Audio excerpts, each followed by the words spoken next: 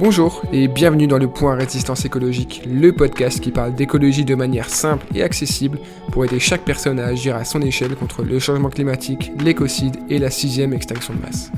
Je m'appelle Brice Schwartz et chaque semaine j'explore les solutions qui peuvent aider l'humanité à faire face à la plus grande crise de son histoire. Ici, pas d'écologie des petits gestes, d'idéologie ou de greenwashing.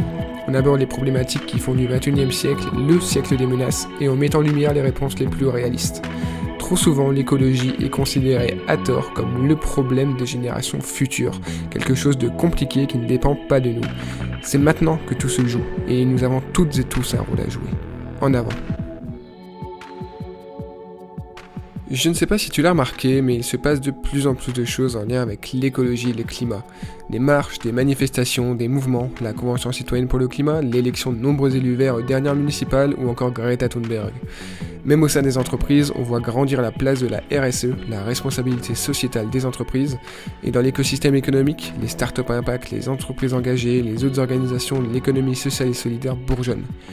Dans les médias mainstream, sur internet, dans les discussions, les discours alarmistes se multiplient. Et pour cause, la situation est grave, très grave.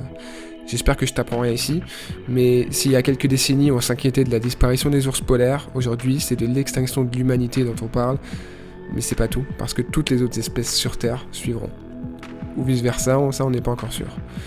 Parce que oui, avant toute chose, une précision, quand on dit qu'il faut sauver la planète, c'est faux. La planète va très bien, en fait elle n'est pas en vie la planète, c'est un énorme rocher, avec un peu de feu à l'intérieur. Par contre, c'est tout le vivant qui est menacé, de la faune à la flore, ce qui inclut les petites bêtes comme les insectes, les oiseaux, les mammifères, et nous, les humains.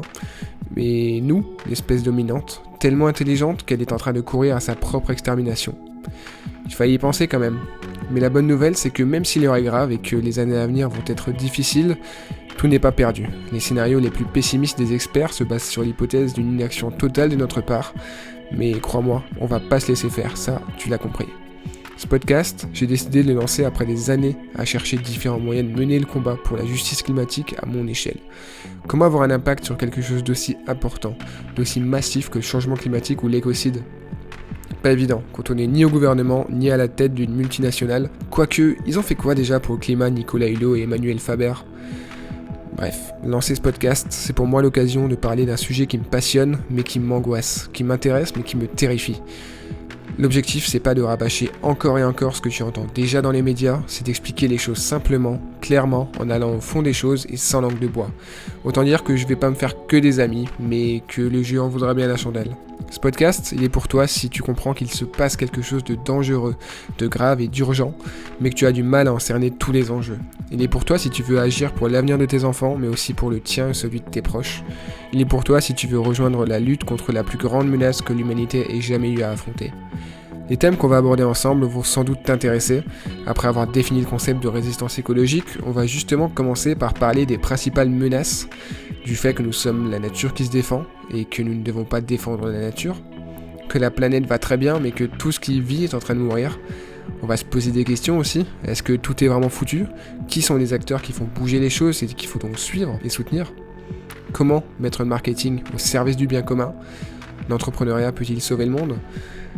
Et on va aussi aborder les sujets un peu plus clivants, voire polémiques, comme les petits gestes qui comptent ou pas, le fait de devenir végétarien, la révolte qui gronde, la dissonance cognitive, l'avion ou encore le nucléaire.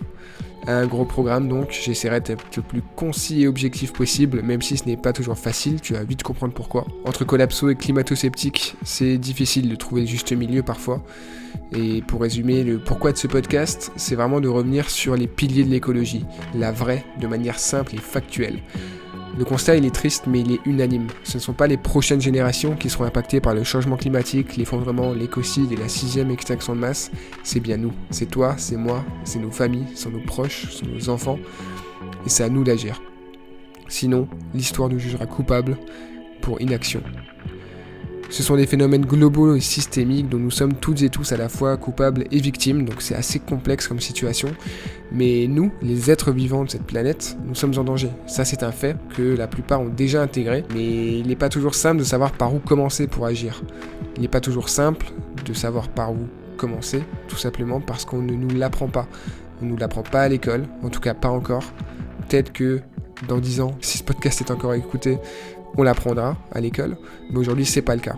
On l'apprend pas non plus dans les médias, on l'apprend que en faisant ses propres recherches. Loin des clichés, des raccourcis et des petits gestes, la résistance écologique prend le problème à la racine. Parce que les prises de conscience, les initiatives et les actions nécessaires sont souvent radicales et rarement agréables à entendre, chaque semaine dans le point résistance écologique, on va décortiquer ensemble une thématique liée à la sauvegarde du vivant et à la lutte contre les menaces qui nous attendent. Ce podcast n'est pas réservé aux bobos véganes, aux anarcho-écolos ou aux capitalistes partisans de la croissance verte. Il est pour toi, si tu veux mieux comprendre comment faire ta part et qu'on se le dise, sauver le monde à ta manière. Je te propose donc de rejoindre la résistance à mes côtés tous les jeudis avec la sortie d'un nouvel épisode. Promis, pas besoin d'avoir un bac+5 en écologie pour suivre ce podcast et pour être inspiré à agir.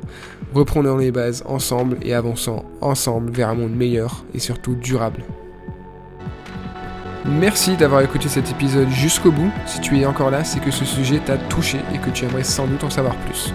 Alors je te donne rendez-vous dans les notes de ce podcast pour aller découvrir des ressources qui vont te plaire. Pour soutenir ce projet, le plus simple c'est de me laisser une note et un avis sur ta plateforme de podcast préférée et d'en parler autour de toi. C'était le point résistance écologique. Je te donne rendez-vous dans le prochain épisode pour avancer ensemble dans la lutte.